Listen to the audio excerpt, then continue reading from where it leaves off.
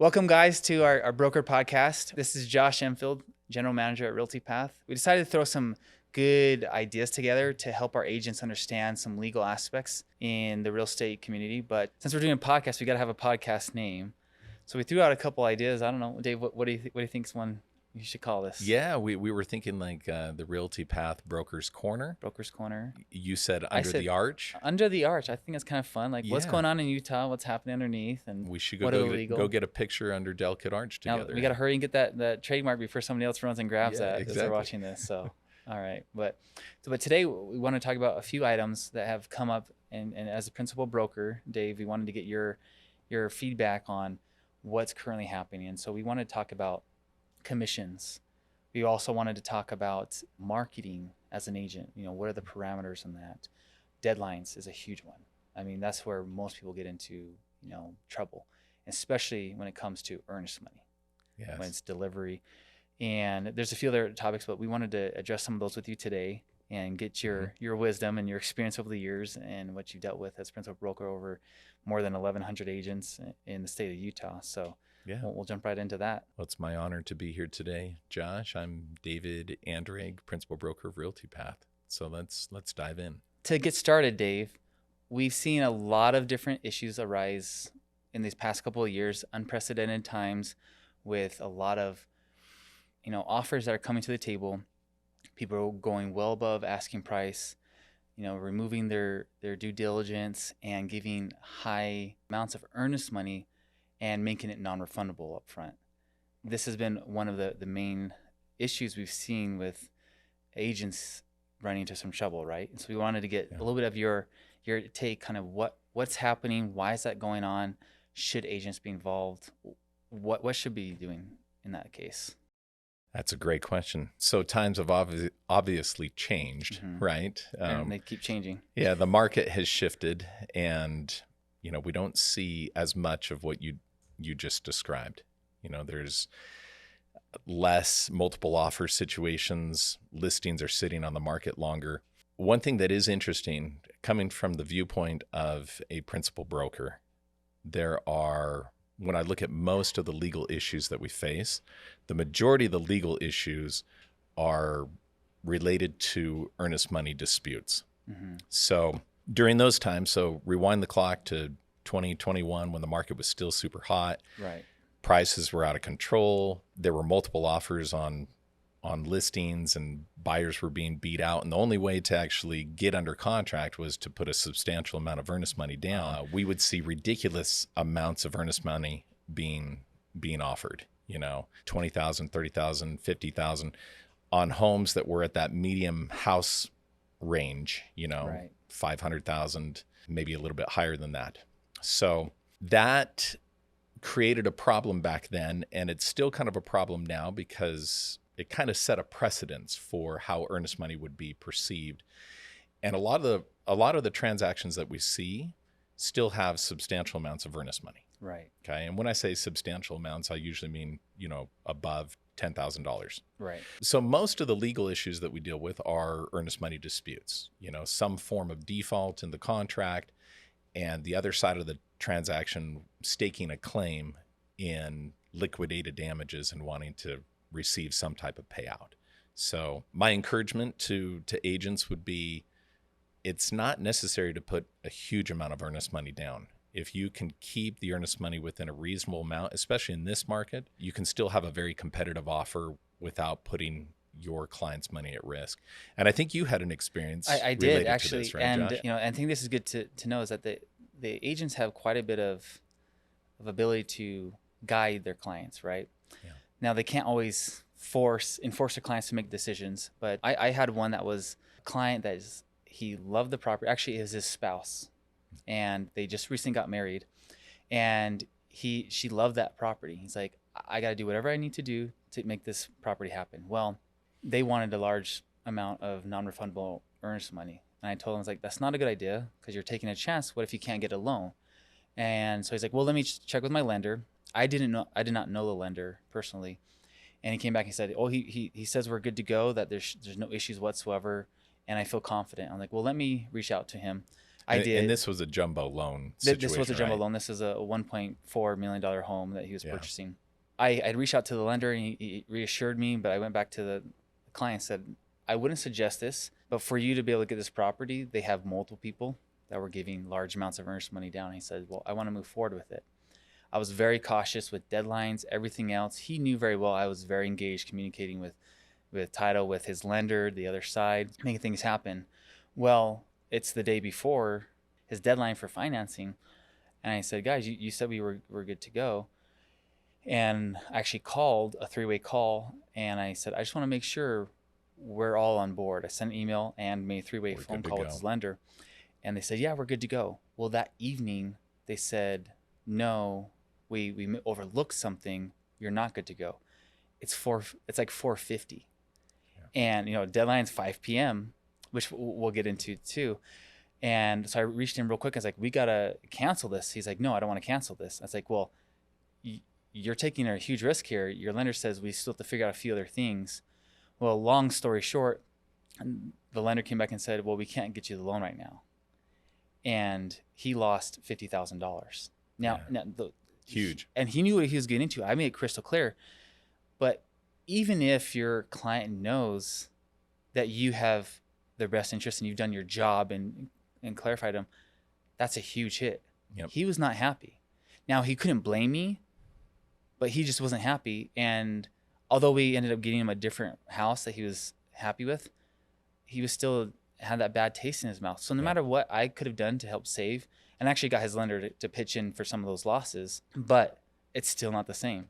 And so, yeah, it's not something you want to go down that route, and advise your clients and share with them it's not a good idea unless it's absolutely necessary. But even then, it's not something I would suggest to. And you've seen this, it becomes litigation in some cases, right? Yeah. Yep. Especially if you're not at fault, you're the one representing, like in your case, I would call you fortunate that your clients didn't try to pursue any litigation, because usually what happens is somebody feels slighted or, they were taken advantage of, and then they go get legal counsel, and that attorney will usually name everybody in the suit, you know, and even though you were the one representing them, even though you have some type of record showing that they're taking on this risk, that they're going to lose this money. Shotgun approach to see what sticks. And yeah.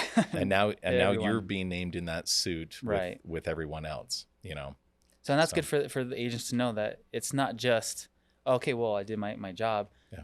People can still sue. And even just the headache of being involved in litigation is just not worth it. So you're on the line as well and doing that. So and we have to understand that it is up to the client to choose. The best that we can do as an agent, as we are representing the client, is to give them strong recommendations, but at the end of the day, they are the ones that get to choose. And I would imagine in your situation, your client was like, no, we're putting down this $50,000 no matter what. We want to get this home. And I knew what could happen here. And so actually I got it in writing, which is what's so important to help protect you. And just saying, just so you know, I don't suggest you go down this route, but because you want to, that's what we're having in place. And so, but that takes us on to, when there's a defaulting contract, a lot of the agents will sometimes get confused on, what causes the default? What's the timelines? I talked about 5 p.m. So let's kind of chat more about that. What do you see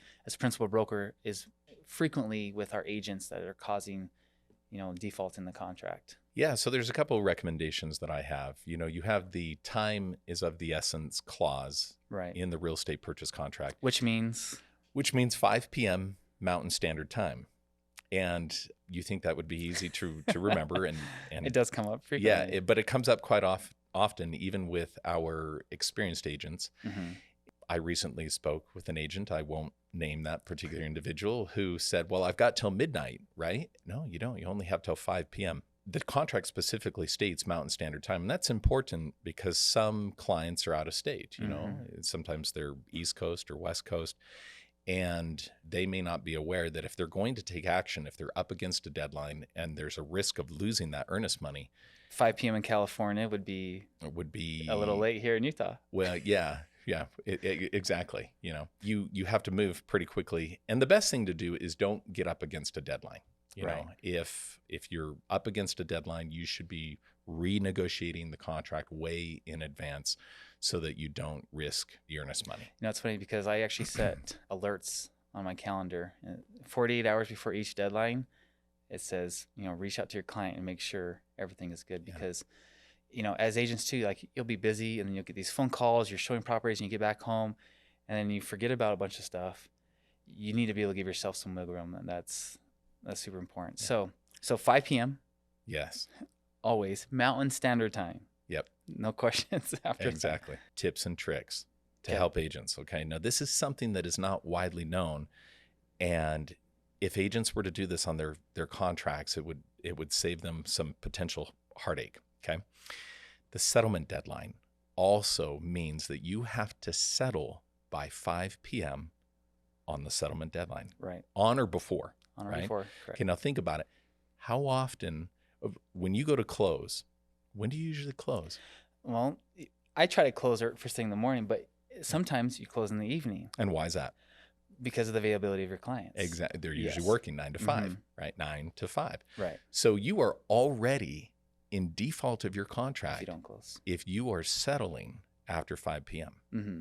Okay. Right. Now, a lot of agents don't think about that. They're just thinking, oh, my settlement deadline's today. I have to settle.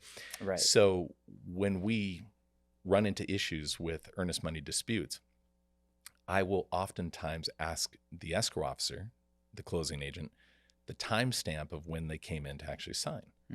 And if I can get proof that it was after 5 p.m., I've got a reason for default, you know? So I'm starting to write into my contracts when I represent a buyer that all deadlines will follow the time is of the essence clause, except settlement. I will actually push that to 9 p.m. just in case, just to give some leeway. Give you some room. But you can make any adjustments to the contract. You just need to make sure it's in there and that you're following on all those dates and what the changes are. We talked about settlement, but that can also go into possession of the property, right? This is another topic where you get to the closing table and it's like, all right, well, I'm ready to move in. And sometimes we're like, well, let me check the contract. How much time do you have? And there's some options on whether it's calendar days or a certain time frame. So is it still 5 p.m.? Because you can put how many hours? 48 hours. So then that is dependent on what happens. Yeah. Can you give us a breakdown on what that looks like? So what typically occurs is the majority of properties when they're purchased, they are acquired using a mortgage. Most people need financing. Right. And if you look at the mortgage industry, by the time that somebody settles, so settlement, this is the way I try to explain it to clients as well as agents who are learning the process.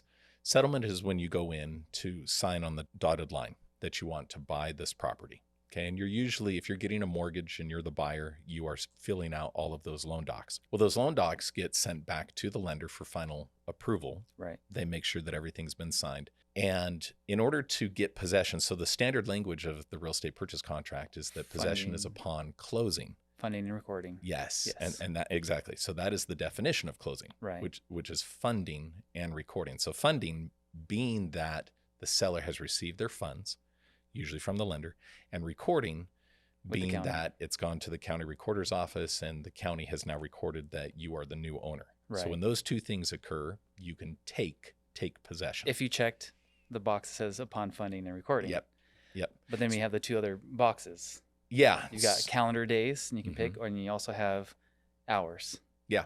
So let me finish this one thought. The way that the standard language is written is I usually encourage agents or my clients to try to settle no later than a Thursday during the week, because it takes about 24 hours for a lender to view the docs and approve. If you're wanting to move in that weekend, you don't want to close any later than that Thursday so that everything can be approved, funded, and recorded by Friday. Right. So you can take possession that Friday and start moving in. Okay. And you'll see a lot of agents make the mistake of, well, I decided to settle on a Friday, and then it doesn't fund and record until Monday. And then the clients aren't happy because they wanted to move in over the weekend. Yeah, and they've reserved their U-Haul truck or right. So they're not happy with that. But to your question of the other boxes, yeah, I mean, that's usually to the advantage of the seller. So if the seller knows that they have a lot of furniture that they have to move out, they may request to have 48 hours Okay. or, 3 calendar days after closing. And that's important as a buyer's agent to inform your client, hey, the seller has requested these extra days to have more time to move. And they should know well in advance, because whether you're representing the seller or the buyer, moving trucks, and then if they're like, oh, I already planned moving truck, it's hard to get movers. And then if they have a rental and they're like, I'm going to be out on this date, and now they have nowhere to live, it's really important that they know early on what those dates are. Yep. Now, back to the whole thing of funding and recording. If you've got a cash offer and you're not relying on a mortgage to acquire a property, you can put the settlement deadline on a Friday. Right. And have it fund and record that same day. And then you do still have table closing. And table closings are where a mortgage company will send the funds the same day. Right. And you can fund and record that same day. Right. So then, for clarification for the agents, if they're saying, well, a lot of cases I need to get some more time for a lot of the sellers to move out. So if they're saying, well, what's the difference between 2 calendar days and 48 hours? So when is the time start for the 48 hours? technically it would be after both parties have signed. Okay. So when both parties have signed. Yes. Okay. And then it would be contingent on the last party signing if So- you're going off of hours. So you see how this can get confusing? Yes. And agents, and so in my mind, it's probably not the best to put hours, Yes. because you have to verify with both parties when that was, and it becomes a logistical nightmare, because then not you're just talking to the other broker or the other realtor, and you're talking to title. Well, when did they close? And you're waiting for all these people to tell you, okay, the last person closed in this time frame. That means it's going to be this time frame to move in. It could be a nightmare. So Yep. if they go off of calendar days, then if they close at 4 p.m. on, let's say, Thursday, and they put 2 calendar days, what does that then become? It should be 4 p.m. 2 days after. 2 days after. Yep. So the current day is not counted. It's saying from this point on, because sometimes agents think, well, I'm going to count today. Yeah. So it'd be 2 additional days. So Thursday, Friday, Saturday at 4 p.m. So if you were to settle on a Friday and you put 2 calendar days, it would be Friday to Saturday, Saturday to Sunday. Okay. So Sunday if would it's be a your Friday. possession. So it's Yep. So to make it easy for the agents to understand, it's the 2 following days, Yes. not counting the day that you closed. Yep. Okay. And that helps Mhm. make it clear for the agents on when possession is. Yes. Now, to make it all clear, it should be easy to understand in writing what that will look like in an addendum as well. Yeah. And verifying. Mm-hmm. And I've done that a few times, just sending an extra addendum in and saying, hey, we will possession will be on this date at this time. So going back to another tips and tricks. Ready? Yeah. You brought up the issue of hours after closing or calendar days after closing. I would highly recommend that if you're not going to follow the standard language in the contract, which is, possession shall be closing, which is funding and recording. Right. That's what we have established. I would put an actual hour of the day. Mhm. If you're going to push it out, say noon on Monday. Right. Possession shall be noon on Monday. That way there's no dispute. You're Yes. not arguing over hours. You can know that you're moving in at noon on Monday. That's when you're going to get the keys. And just as you represent like a buyer's agent, the seller's agent is busy and finding lots of things. And so if everybody just knows and it's crystal clear, because maybe the seller's agent forgot to look at the contract and it's like, oh shoot, now I got to go with my clients. And then they're like, oh, well, I thought it was this. And then now they're trying to figure something out. And then you didn't tell your client. Just putting it in an addendum helps everyone. It's like, this is the time frame that will be closed. Absolutely. And possession will happen. So finish off on default and talking about like brokers and people will look for reasons to come after your client's earnest money. Absolutely. And it's some of the most nitpicky stuff. I had an issue. Okay, so got my license back in 2005, got my broker's license in 2009. So I've been in the business for a while. I know you've been in the business for a while, so we're constantly Although learning. I don't look like it. I look a little you're younger. Young. You're young. It's no matter what, we all know this. We know that there's something to be learned on every transaction. Right. Now, I ate some humble pie I had a conference call with a cooperating broker. And what I mean by cooperating broker is a broker from another company. And they were trying to make the argument that my clients had lost their earnest money. Not my clients, one of my agents' Your clients. agent's clients, right. We had a scenario where one of our agents made an offer on one of his agent's properties. Mhm. Okay. And our agent canceled the contract prior to the due diligence deadline. Mhm. And naturally, I would just think, well, great. We follow the language of the contract, which states that the earnest money shall be delivered back to the buyer. Right. It'll go back to the buyer. And this broker called and said, no, you forfeited that earnest money because your client failed to deliver the earnest money within 4 calendar days. Okay. So let's briefly touch on that. Okay. Right.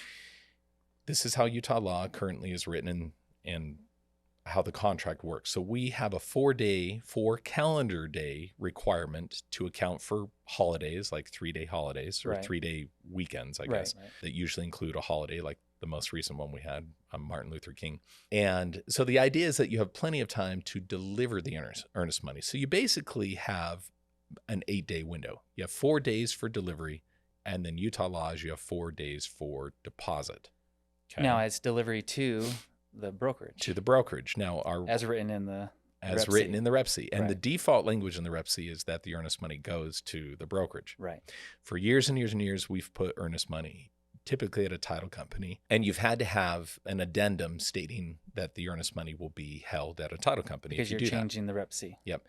And it's the buyer and the seller that get to choose where the earnest money goes. It's not the agents. Not the agents. They Yeah. think so. They think so. Yeah. So in this particular scenario, our agent was a day late in delivering the earnest money. Mhm. This is the part where I ate humble pie. I didn't realize that the earnest money was eventually delivered and deposited, but I did not know that it automatically triggered a scenario of default. Mhm. And in my mind's eye, I thought, well, since we canceled the contract, there's no reason why we shouldn't get the earnest money back. But the broker on the other end said, no, you were in default. You can cancel. You have the legal right to cancel, but you're going to lose that earnest money. Right. And we ended up having a conference call with one of the attorneys at the Salt Lake Board of Realtors. And that's where I ate humble pie. The attorney said, yeah, Dave, this broker is right. And I remember telling both of them on the conference call, I said, even though it may be right, it doesn't seem ethical. It seems wrong that the sellers get to keep the earnest money just because we were a day late. We still have the right to cancel the contract. So you need to understand that you can be in default. Even though you have the right to cancel a contract, you could still lose your client's earnest money if they don't deliver it within 4 calendar days. Right. So that 4 calendar day time frame is really important. Okay. Now, there's a good ending to this story. I thought, well, I'm going to look at the contract and see if there's any loopholes. Well, we found out that the seller's disclosures deadline was only a few days into the contract, but before the due diligence deadline, where our agent had canceled, Mhm. the contract. We looked at all those items. I think there's like items A through J or K in section due 7 of the diligence, Rep C, right. which is seller's disclosures. One of those items was delivering CC&Rs. They had failed to deliver CC&Rs. So anyway, I went back to the broker and I said, we're not the only ones in default. You guys are also in default because you failed to complete that item. Now, how often do agents not deliver the CC&Rs? All the or time. preliminary report? All the time. Yep.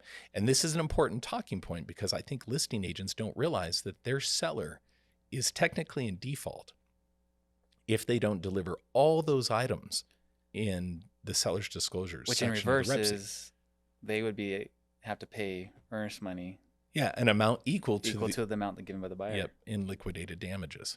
It's just something important to keep in mind that, sometimes we're a little lackadaisical, especially on the listing side, because we just kind of trust our sellers. We hand them the seller's disclosures. We say, fill this out. There's so many transactions where the seller fails to deliver all those items prior to the seller's disclosures deadline. Little do most listing agents know that they are putting their client in default if all those items aren't delivered. In the past, I usually I used to only put like 4 days for seller's disclosures. I no longer do that. You want more time. Yeah, especially to get a title report. Well, and HOAs, like HOAs. some of them are delayed, and you can't get a hold of them. You like no one's there. You send an email. Yep. Someone might be especially on a small HOA where there's someone who's volunteering, and every week or so they might meet. Yes. And so it's important to understand and verify that, and then get an extension if you need it. But it does take longer than just a few days to get those disclosures. But even better, should they just do that before they list the property? They really should. I mean, you should be getting a preliminary title report before you list. And there's so many of these items that agents don't think about until it gets close to closing. Right. And then they're like, oh, I really should have contacted my escrow officer and got all these things going. Because most of those items in the seller's disclosures can be completed by a competent title agency. So, yeah. And we obviously recommend Secure Title, who does such an amazing job. Yeah, so, they do. Okay, so the happy ending to that story is the broker didn't dispute it, and we got the earnest money back. They came back and they were like, yep, you're absolutely right. Our seller was in default. So it was just they kind of canceled each other out. That's a great counterclaim. There you go. That's what I'm talking about. Yep. So, well, and that takes you to is that there's a lot of reasons for default. And so you really, as an agent, have to be very careful. And if you're so busy, you're doing all these things and you can't itemize those items, there's some good TCs that keep you, because it's one mix up could cost you years worth of paying a TC to manage what you're doing, let alone just the headache. And it's just totally worth it, because they will say, here's your dates. Oh, hey, your dates today. It's so worth having someone being your secretary reminder. Yes. Don't screw up here. Your clients are going to suffer for that reason. So yeah, I think you're spot on. What you're referring to, Josh, is the real estate is tough because we are a relationship-based business. We rely on the referrals of our clients and our past clients to keep things going.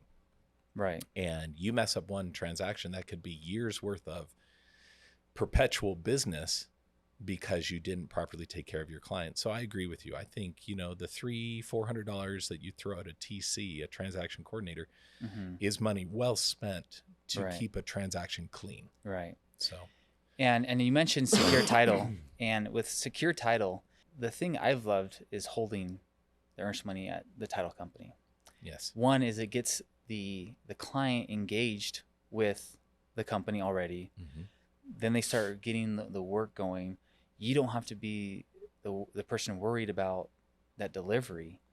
Yes. And if you have someone who's competent, they will get you a receipt and you deliver that receipt, you know where it's at. Everyone knows what's going on. I think it makes it cleaner, but it's still important. The delivery still has to be there. And if they are using a title company, there is an addendum to the Rep C that says that it will be held at title. Yes. And that's what they should use. And they shouldn't just write their own language, because I had an agent do the same thing and say, well, I'm going to hold it at a title company. And they don't disclose who it is. And that's all needs to be placed in there. Right. So, but I think it's important that what you mentioned is that you have clear delineation where title is going to be held, and that you are delivering that money within 4 calendar days to whomever that's going to be. Yes. If it's going to be at title, or if it's going to be at the brokerage, delivery there. And that should be one of the first things you do, is tell your clients you need that earnest money delivered, or you could lose it. You need to tell them, because they might just think, oh, well, it's not that big of a, one more day is not a big deal. They don't understand. They're putting that money at risk. Yeah. And so you as an agent really have to look out as a fiduciary responsibility, look out for your client's best interest, and then no, you will lose this money if you don't deliver it on this date. Exactly. I mean, that's super important. Yeah, absolutely. In fact, there's a legal term I recently learned, and this is important for agents to know. It's called contingent precedent. And that is where you have an undefined aspect to your contract. And that's what you're talking about. Like, so what was that again? Contingent I haven't heard this before. precedent. Contingent precedent. And what a contingent precedent basically does, or precedents, I guess, contingent precedents, is you're basically putting an undefined aspect to your contract. And what that does to the contract is it makes it unenforceable. So if you were to say, the earnest money will be held at a title company, but you don't specify a title company. That would be a contingent precedence, Okay. where basically you've now created a contract which is not enforceable. Right. And we see this with agents who say that buyer and seller will agree upon this at some later date. Yeah. That's a contingent precedence. So agents should avoid that. Yeah. Try to come up with concrete definitions to your contract. And if agents have questions, they really should be asking their brokers And reach out to a broker. Yeah. every single time. Yeah. Very good. We almost know everything. Yeah. Except for when we don't. Except for when we don't. And then we reach out to attorneys. And that takes me to another item that's come up, especially recently with seller financing, contract for deed. Contract for deed.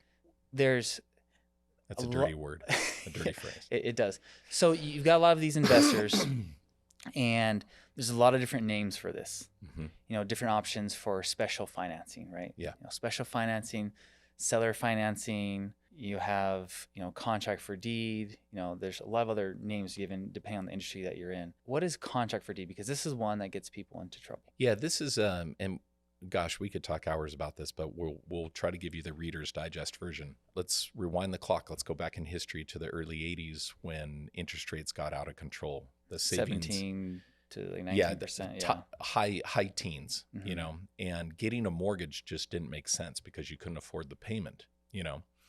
And so agents needed to get creative as far as being able to sell properties. So they ended up doing seller finance, okay? And seller financing is where the seller carries the loan, okay? But usually it entails an all-inclusive deed of trust. So there's an underlying mortgage that already exists Right. in place, okay? Recently, we've seen some companies come on the scene that get really creative, and they've come up with this term called contract for deed, which is a way to basically do creative seller financing where the seller stays on title and title is never transferred. Okay. This is where things are weird. Okay. Utah law allows for a contract for deed. Right. However, written into the real estate code, an agent cannot legally get paid a commission if there is no transfer of title. Okay. And so it's kind of an oxymoron. There's this paradox. They kind of conflict with each other. Okay. Right. So by Utah law, agents can get compensated for their services Yes. when there's transfer Mm-hmm. of title for real property. Yes. But in a contract for deed, there is no transfer of title. There's no transfer of ownership. It's like a glorified rental agreement if you really, really, really look at it. Now, I know a lot of people would disagree with that, especially Mhm. those who love contract for deed. Anyway, long story short, we had an agent who was doing it and doing a lot of it. We ran into some potential legal issues and we ran it past our legal counsel, and our legal counsel came back and said, you really shouldn't be doing this. You should just be doing standard seller financing. Well, the agent that was doing it came to us and said, well, I can't do standard seller financing because most of those mortgages that the sellers have a due on sale clause. Right.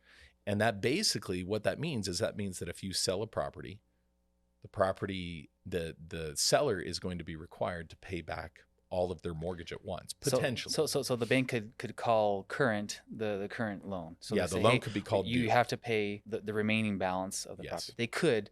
Doesn't mean that they will, but it is in their documents that you agree to. Like Yes. they can call it current Yep. or pay off. And truth of the matter is there's a lot of emotion tied to this. And Oh, yeah. that's why contract for deed is being pushed. Now, our company does not allow it. We have a policy where because of some of the legal issues that we saw and the legal counsel that we received, we just tell our agents, do a standard seller financing. The likelihood of a mortgage company calling that loan due is minimal. Right. It's minimal because as long as the loan is being paid, you can rest assured that you're not going to have an issue. Well, you know, I've actually done quite a few of these seller finance deals, and they turn out. I've done assumptions, which assumptions are a huge headache. Mhm. But seller finance is not that much of a headache. But you know, people call them wraparound loans too. Like you're wrapping around the whole loan that's current and then adding on different terms. Mhm. But with seller finance, usually they turn out pretty well. Yeah. But there's another option too, which is a lease with the option to purchase. Exactly. And you can actually do all that you're doing with a seller finance or with, you know, a contract for deed with a lease with the option to purchase. Yes. You're setting all the same terms and parameters, Mhm. but it gives you better protections. And it is a transfer Yes. of real property. Exactly. Yep. Because And a so lease is a you transfer can't get of. compensated for. Yep. So if you don't want to work for free, you want to avoid something like contract for deed, because it could potentially be that you can't get your commission because Utah law does state something contrary to what Yeah. agents may believe. Yeah, exactly. You're spot on, Josh. If you feel like seller financing is putting your seller at too much risk, a lease option is a great way to go. Okay. I couldn't agree That's more. awesome. When working with agents, they are very good at marketing, right? Mhm. They like to Should be. They should be. Should be. They like to put their name out there. They're doing TikTok videos, which I'm sure you could do some dance videos to get some attention. And Is that how we're going to end this? that's how we're Do going to end some this. So TikToks? yeah. So, but the agents, they have to be engaged in front of their audience, their potential clientele. But there's a lot of regulations for what they can and can't do, and Yes. so they are part of a brokerage. And so what are the rules? Mhm. And in recent years, there's been some changes to that, so it might be good to Yeah. refresh some of the older agents that might think, this is how it's been Yeah. 40 years ago. Mhm. But what are the rules for an agent doing marketing? What do they have to display? Are there any limitations? Well, an agent really wants to get their own name out there, Mhm. right? And so it's very natural to advertise putting your own name. If you've set up a company like an LLC, it's natural to want to advertise that LLC. All of that is kosher. You can do all that. Where agents will get themselves into trouble is they will sometimes forget to display the brokerage logo or the Mhm. brokerage name. Right. And the rules used to be a lot different. You actually had to show the brokerage name, and it had to be a specific size. It was like 1/4, like Yeah, a quarter it's- of the. It was weird. Yeah. And enforcing it would probably be difficult. But Mhm. so the division changed the rule and basically came out and said it just needs to be conspicuous. So that's really what agents need to do. Agents really need to be conspicuous with their advertising. Right. If you've got a unique name and you want to advertise your name somewhere, that the brokerage needs to be identified. Right. So, and that's in all marketing pieces. You mentioned TikTok videos. If you're doing a TikTok video, even if you're advertising yourself somewhere, the brokerage name, Realty Path, needs to be shown. So that's a great question. So if I'm doing a dance video on TikTok, nothing to do with real estate, do I have to disclose my brokerage? No. But if it's on if it's personal, if it's on a business page, if any of it is intended to prospect. So when you talk about marketing and the laws related to marketing, if you're prospecting, you're trying to drum up business, and somehow somebody can figure out through your advertising that you're an agent, and that's why you're putting on this dance show on TikTok or whatnot. I tell you, if I were dancing, everyone would be watching because it'd be bad. It'd be so bad. Oh, I'd be watching. I'd be the top producer the next year. Yeah, exactly. Well, you should do it. No, it would need to be conspicuous. Right. I mean, if your intent was to prospect for business, you'd want to lead off with, "Hey, this is Josh Emfield with Realty Path," Right. and then do your dance, Okay. your dog and pony show. Yeah, so they can say it. What about watermarks Mm-hmm. or hashtags Sure. or tagging, like all that stuff? Mhm. So as long as they're showing something that there is a tie and affiliation, right? Yeah. Yep. And so it's kind of vague, but as long as it references that this is a Mhm. brokerage that I'm with. It shouldn't be Yeah. a mystery. When I think of the word conspicuous, it can't be a mystery. Who am I with? Yeah. Right? Well, and I've actually seen this on some of the trailers. Like someone's got a trailer, right? Uh-huh. Usually it's teams. Yeah. Teams are not very good at doing this, but they'll have their team logo and then doesn't display anything else. So anything that they do, shirts, flyers, Mhm. trailers, social media, everything that is real estate related, they need to be disclosing that. Yes. Business cards, all that stuff. Exactly. Okay. Yep, you're spot on. Yep, just make sure that you either mention it or show it. Needs to be conspicuous, and that includes web pages. Mhm. People will have the brokerage showing on a homepage, but not on all the other web pages of a website. I would just have it be a static logo on your web page. That way you'll stay out of trouble. And most websites that deal with these real estate, websites, usually they have a banner that will show on each because they understand the legal aspect to that. So, Yep. So to keep it simple, being conspicuous is the logo or mentioning the name, Mhm. and so you'll see people say, of Realty Path or Yes. at Realty Path, Yep. or anything like that. So Mhm. it doesn't matter how with Realty Path, as long as they are saying I'm part of, You have to be able to identify it. brokered by Realty Path or something. Yep. And it's got to be visible. So like it can't be so tiny that people can't read it. It can't be the fine print. It just needs to be clear that that's there. Yes. And each brokerage can have their own rules on what they want to place on that. Mhm. But we at Realty Path, you guys have the logos available to them on the website, Mhm. and they can even just use the And we got verbiage. realtypathlibrary.com where agents Mhm. can access logos, and we let you get pretty creative. You want to go ahead and update the logo. We had an agent who wanted to take the Realty Path logo and make it purple and orange. Okay. And at first I was like, purple and orange? But when I saw the final product, I was like, yeah, Okay. that looks pretty cool. Yeah, you know? so I done something similar. I did a red and gray, Yeah. scene on that. Yep. So. There may be a color scheme that you resonate with more, and we are really flexible. But once Right. again, to your original question, yes, marketing, it just needs to be conspicuous. Right. So. So with marketing now, agents will get creative, and some of them will want to go do open houses. Mm-hmm. Sometimes people market other people's listings. Mm-hmm. So those are two things. So first off, if when you get an exclusive right to sell listing agreement, you're getting the permission to market their property, right? Yes. So if you're trying to get more eyes on the property and someone comes to you and you want to allow them to market, what does an agent need to do and to be able to allow someone else to market that same property? Well, they have to get permission. That's the most important thing.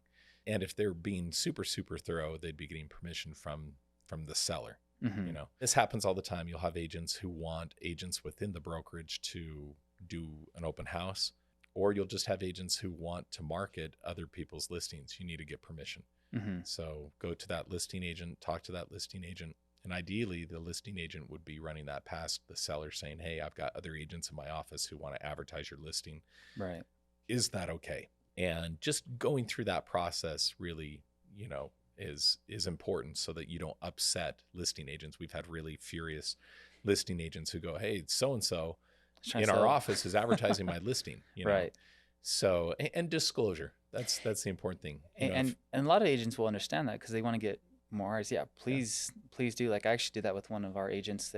I focus on military as like my little niche, right? Mm-hmm. So there's one that had a assumable VA loan. So I went to that agent. I said, hey, I have a huge following on the military personnel. Would you mind me advertising this and trying to bring you a buyer? And they're, oh yeah, please do. And so got that permission, and I did it by email. Again, I want to be able to have a track record, not a phone call, maybe phone call followed up by the email, just to follow up on our conversation.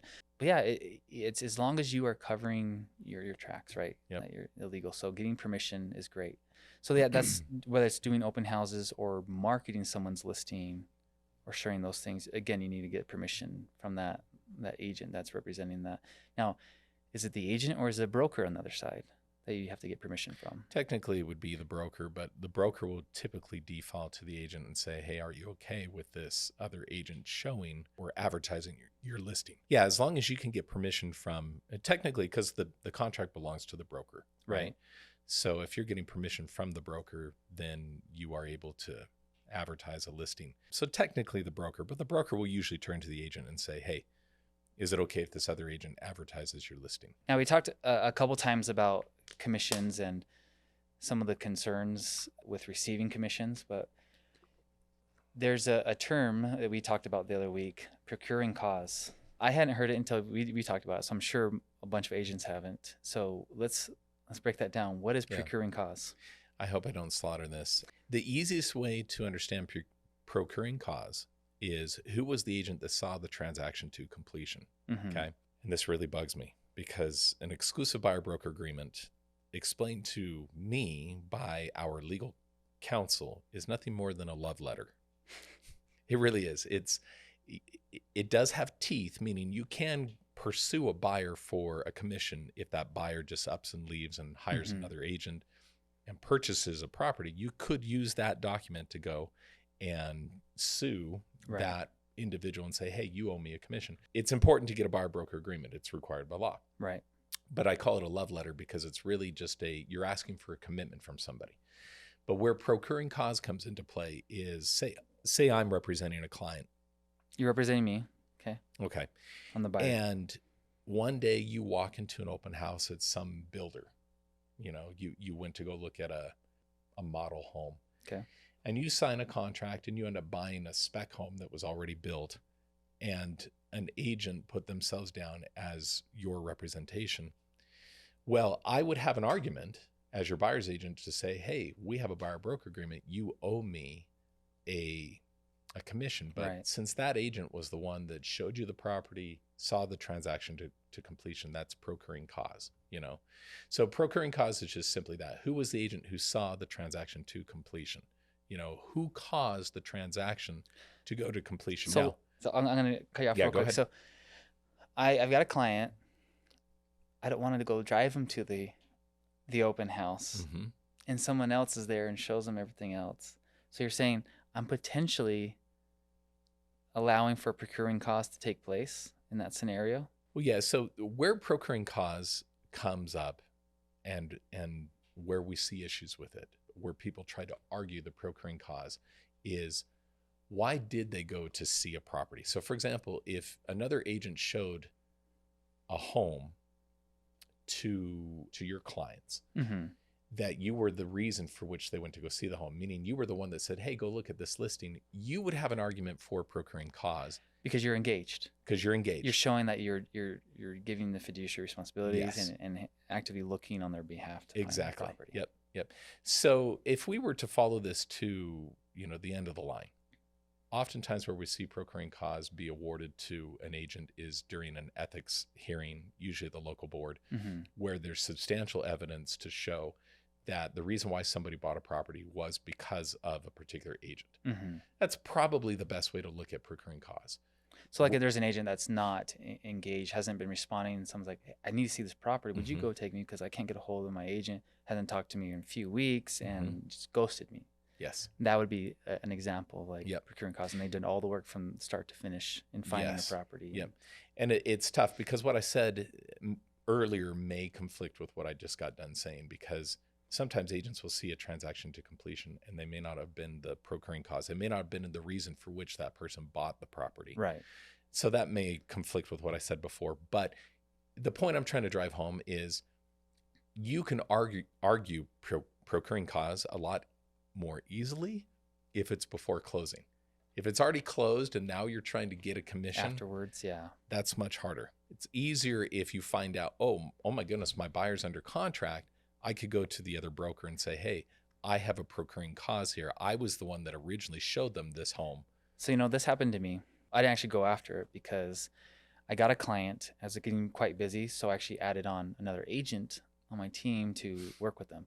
He started working with them, but they weren't showing quite then like, oh, I'm super engaged. Like, yeah, we're going to hold off just a little bit.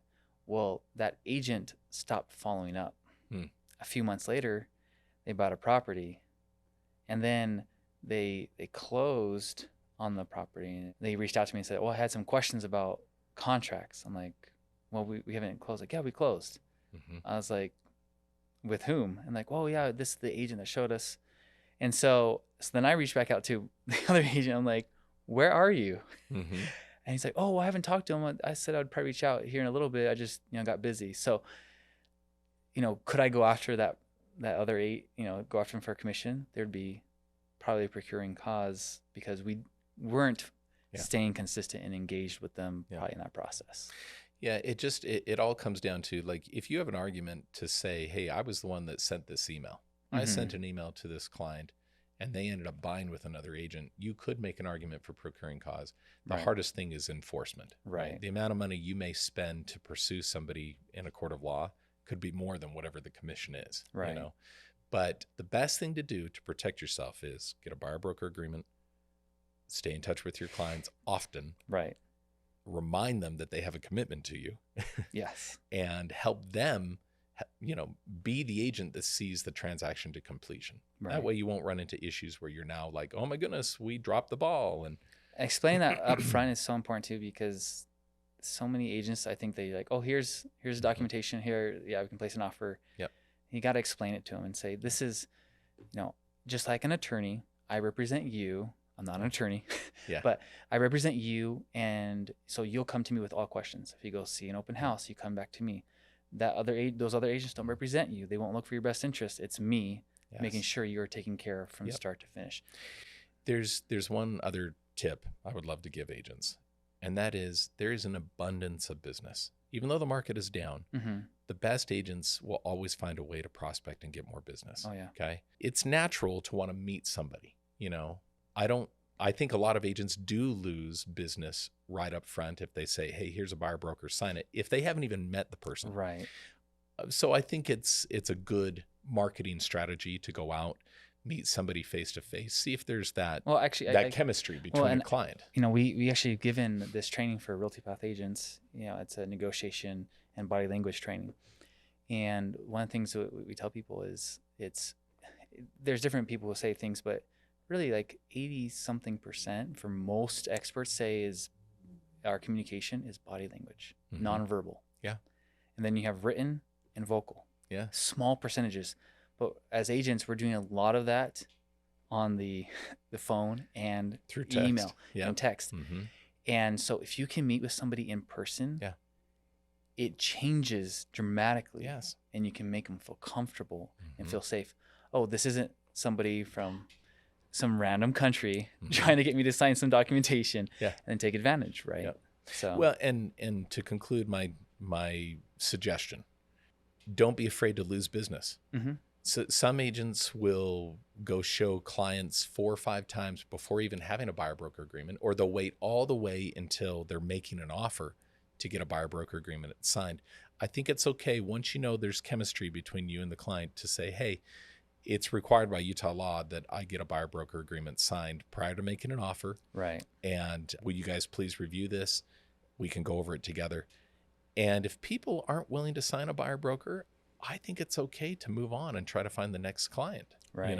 It's just a risk. And I would say if I could go back to my younger self when I first got in the business, that's exactly what I would say.